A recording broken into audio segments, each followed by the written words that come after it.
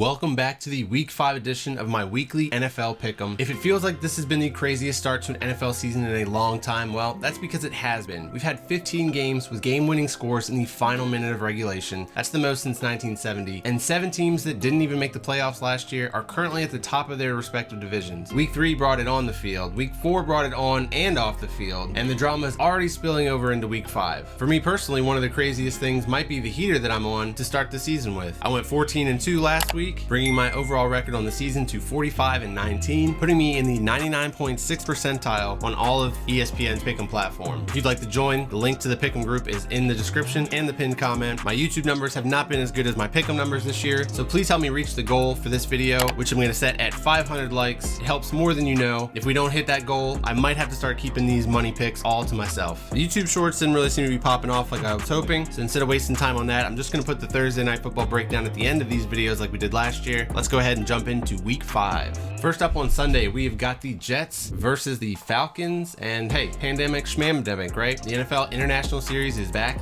Can you get some towels for me, please? I'm really losing a lot of blood. You sound like you're from London. You know, I'm not sure how the NFL thinks that they're going to grow the fan base in the UK, and we keep sending these awful teams over there. The league probably loves that they can market this Jets team coming off of a win, as if they didn't play a team without their top 2 wide receivers, but it was still the best that we've seen from Josh Wilson. But right after the kid has some success, he's getting shipped off to London to prepare for the Falcons without any of his usual routine. Meanwhile, the Atlanta Falcons are getting beat at home by backup quarterbacks. I don't even think that Ted Lasso could save these teams. Here we go.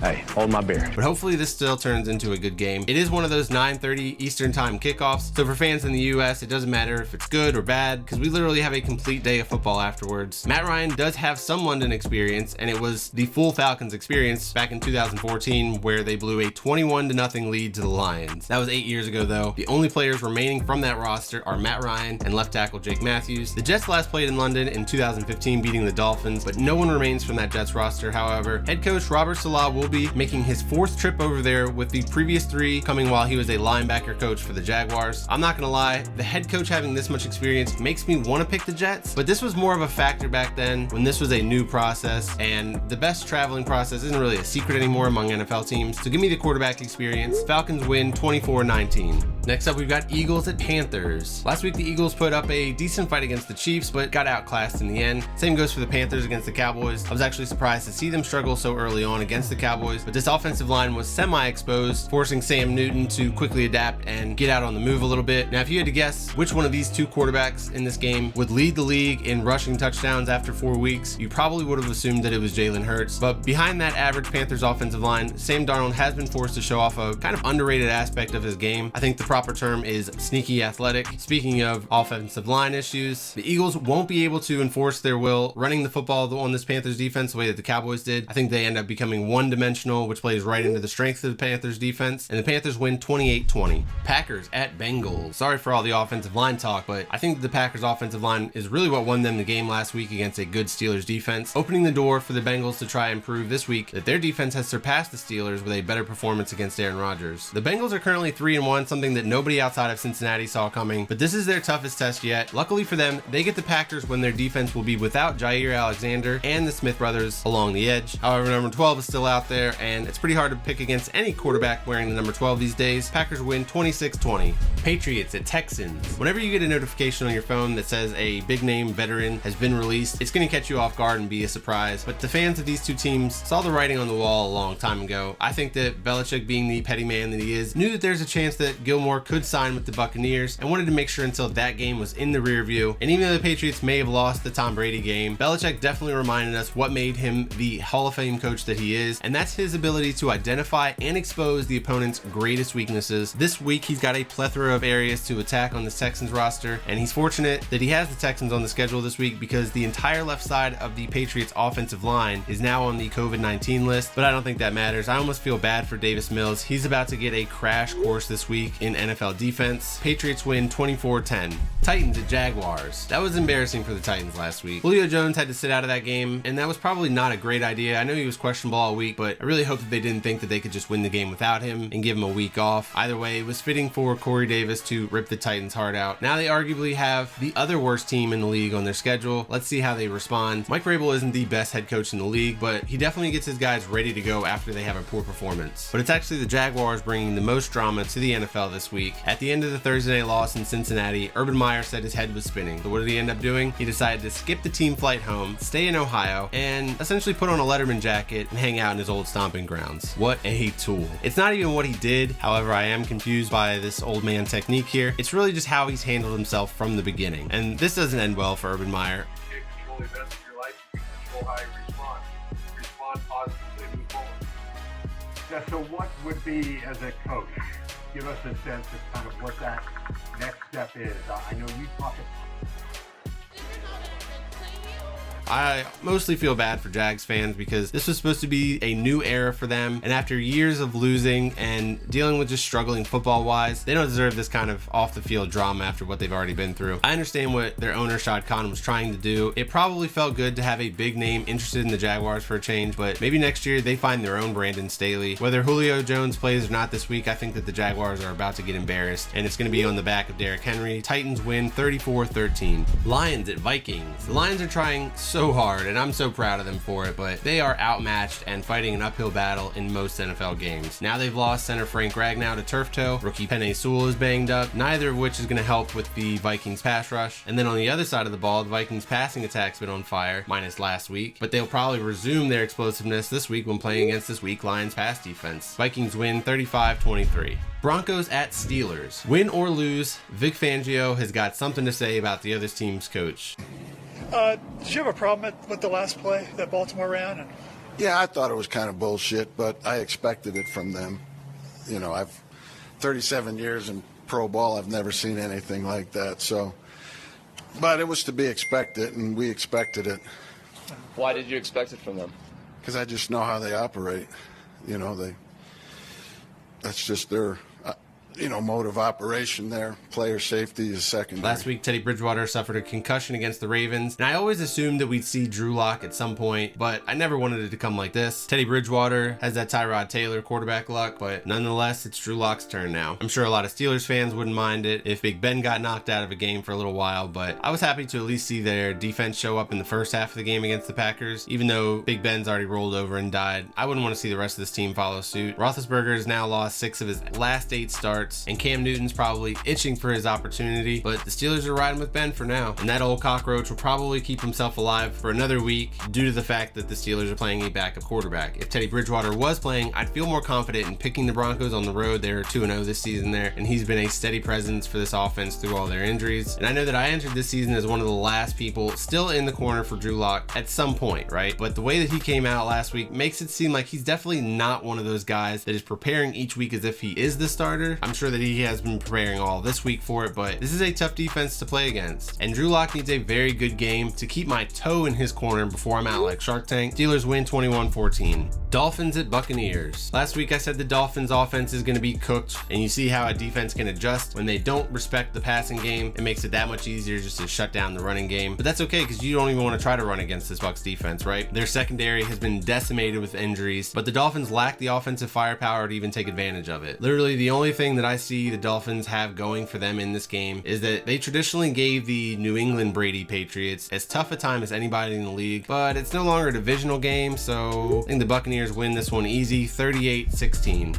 Saints at Washington. Last week I decided to start throwing some money around, and man, the Saints cost me so much money. Even if I wasn't financially involved in their game against the Giants, I still would have been hella disappointed with their effort. But both of these teams have been so hot and cold each week, I don't know who to trust. I keep waiting for Chase Young to bust out of his sophomore slump and take a game over like he did as a rookie, but maybe this is the week. Reluctantly, Washington wins 23-21. Browns at Chargers. This is a big one that probably didn't seem like such a big one before the season started, but could have serious AFC implications down the line. Last week, the Browns defense contained a highly productive Vikings offense, and they deserve all the credit for the win in Minnesota. Baker Mayfield received a ton of criticism for his performance, and it's probably justified because he didn't play well, but this is kind of what you're going to get with Baker. If he doesn't wake up feeling dangerous, there's potential for him to play a mediocre or pedestrian game. Remember, he is not the most physically gifted quarterback. He is the gritty, try-hard type, and that's going to result in some ugly close ones. So save your energy for when he plays poorly and the Browns lose. In fact, I'd be more concerned with the chemistry that he has with Odell Beckham, because it looks like Baker gets a case of the yips every time he targets OBJ. But if, and assuming that they eventually do, if and when Baker Mayfield and Odell Beckham Jr. get in sync, and then they get Jarvis Landry back too, this could be one of the most complete teams in the league. This Browns-Chargers game has got two of the best all-around edge rushers in the league, who also happen to be two of my favorite players on and off the field. I didn't even know they called the penalty on me because I was fuming, but I mean, refs are blind. Simple. I'm sorry, but you're blind. Like, open your eyes and do your job. It's so bad. It's unbelievable. I mean, look at the play. Sack, game over, 15 yards. It's a big deal. Obviously, that's on me. I should never lose my control like that. But these guys have got to do a better job because it's been years of terrible, terrible missed calls left and right. It's really pathetic, honestly, but pathetic on me too for doing what I did.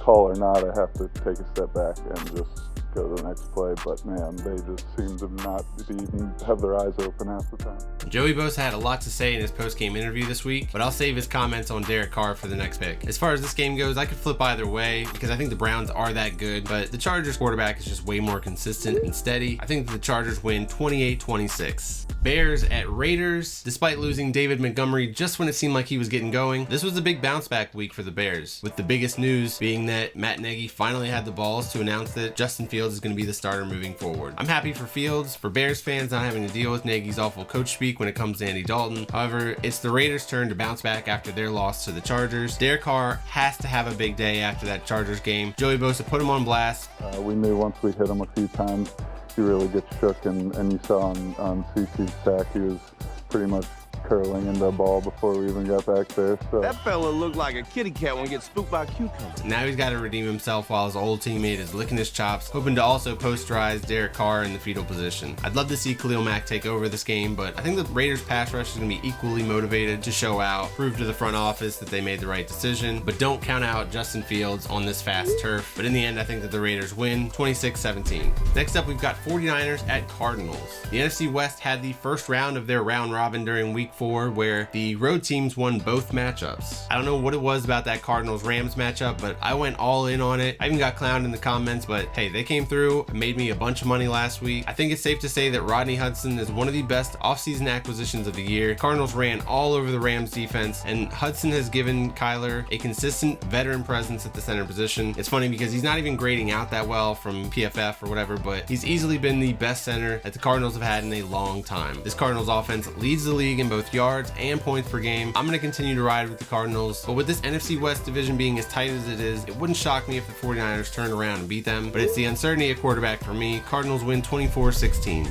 Giants at Cowboys. That was a crucial victory for the Giants before they head into a gauntlet part of their schedule, starting with the Cowboys this week, then the Rams, Panthers, Chiefs, Raiders, and then at least they get a bye week to prepare for Brady and the Bucks. But I think the biggest takeaway from that game against the Saints was that Saquon Barkley finally looked like himself again. We'll see if Jason Garrett can continue to get him the ball and help the offense run through him. As for the Cowboys, overall, they are about where I thought they'd be, but I had a higher opinion than most. However, this offensive line and most notably the defense are playing way better than I anticipated. The secondary was the biggest concern, but yet here's Trayvon Diggs having an all-pro season so far. Jayron Kearse is having a breakout season after being mostly a journeyman. But let's talk about the elephant in the room. The Cowboys have felt so good about this defense that they paid Jalen Smith $7.2 million just to go away. He had a clause in his contract that guaranteed his 2022 salary if he suffered an injury. Reportedly, the Cowboys asked him to waive that clause and he refused, and the Cowboys didn't want to risk it, so they cut him. When your agent approaches you about waiving a contract clause, you probably know that there is potential to be cut or released in the future, but knowing Jalen Smith, probably not. He was a great comeback story. His recovery from that knee injury was inspirational. You cannot take that away from him, but he also hadn't been playing well for the last 2 years. I like to reference PFF's grades here from time to time, but the fact that he graded graded out so well this year is a big flaw in their grading system, because when he messes up, he royally messes up. Once he signed that long-term contract, there was a big decline in his performance, and he might be productive on the stat line, but the Cowboys defensive unit as a whole was worse when he was on the field. And people talk about him being such a great leader, but as a Cowboys fan, for me, his shtick got old very quickly. Yeah, he's a great hype man, but he isn't nearly as good as he thinks he is, and the Cowboys have a lot of other linebackers on their roster that they like. You can't have such a chauvinistic, loud linebacker getting 15 snaps a game, and you know he wouldn't reduce himself playing special teams, so he had to go. I think that Dan Quinn just made them feel confident enough to pull the trigger before that surgically repaired wrist triggered a $9 million bonus next year. Honestly, I wish him luck wherever he goes. Hopefully this has been a humbling experience for him, and I think that he needs a different scheme where he can just attack downhill. If you ask him to cover anything where he needs to use his peripheral vision, he's toast. His body just isn't agile enough anymore. The athleticism has dipped off quite drastically, and man, it is just such a shame that he paid so much money for Romo's number 9 jersey only to wear it for 4 games. But anyways, back to this Giants-Cowboys game. Both of these teams are being led in sacks by rookie linebackers, actually. Micah Parsons with 2.5 sacks. He gets all the publicity, but shout out to Azeez Ojulari. He was a draft crush of mine, and he's got 3 sacks for the Giants already. He's got a tough matchup this week with Tyron Smith playing some of his best football in a long time. This Cowboys offensive line has been run blocking really well too, especially considering that they're playing with a backup at right tackle, but Terrence Steele's been holding his own down there. And even though the Cowboys are at their best when they're running the ball down your throat, this offense is playing like a fast break offense and scoring points in bunches, but then they also seem to get into cold streaks, so keep an eye out for that down the stretch. But this is the exact matchup where Dak broke his ankle last year. I think he's proven to himself and everyone else that he is fully recovered from that ankle and is now probably knocked off enough of the rust where this could be one of his biggest games of the year. Cowboys win 27-17. Bills at Chiefs. What a beating the Bills just gave the Texans. I ain't seen a beating like that since somebody stuck a banana in my pants and turned a monkey loose.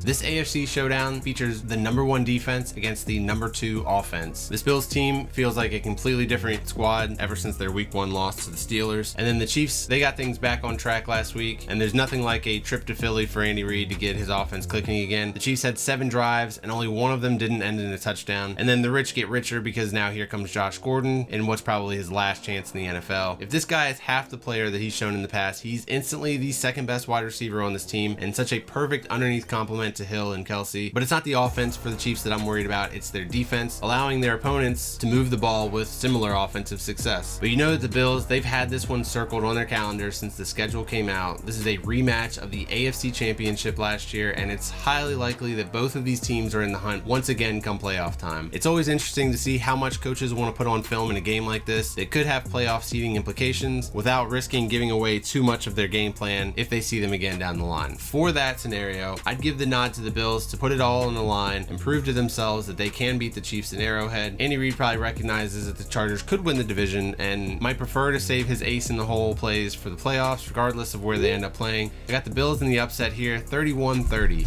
And then on Monday Night Football, we've got the Colts at the Ravens, and Carson Wentz finally got his first win as a Colt last week, and hopefully for him that will shake some of the rust and open things up for this Colts offense a little bit moving forward. But how about John Harbaugh calling it like a real life Madden coach to keep their 100-yard rushing streak alive last week? And I love it. Who cares if Vic Fangio gets a little bit pissed off? That kind of stuff is important to players, and it's why Harbaugh's players love him so much. However, this is the same mentality that cost them J.K. Dobbins in the preseason, but hey, you gotta live and die by this kind of mentality or else you're never gonna reap the benefits. I think those benefits show up on Monday night, and the Ravens win 31-20. And then on Thursday night, we've got the Rams at the Seahawks, and it's the beginning of round 2 of the NFC West round robin. And these matchups are always fun. You got Aaron Donald chasing around Russell Wilson while Jalen Ramsey is locking down DK Metcalf. Then on the sidelines, you've got the old man chewing his gum so fast to keep it from locking up from arthritis. And on the other side, you got the young guy flexing his youth by running up and down the sidelines. I'm still not even sure how good this Seahawks team is or can be, but I do know that Stafford struggles against the teams with winning records, and for the last decade, the Seahawks more often than not have been winners. So on a short week at home, I'm going with the Seahawks, 30-27.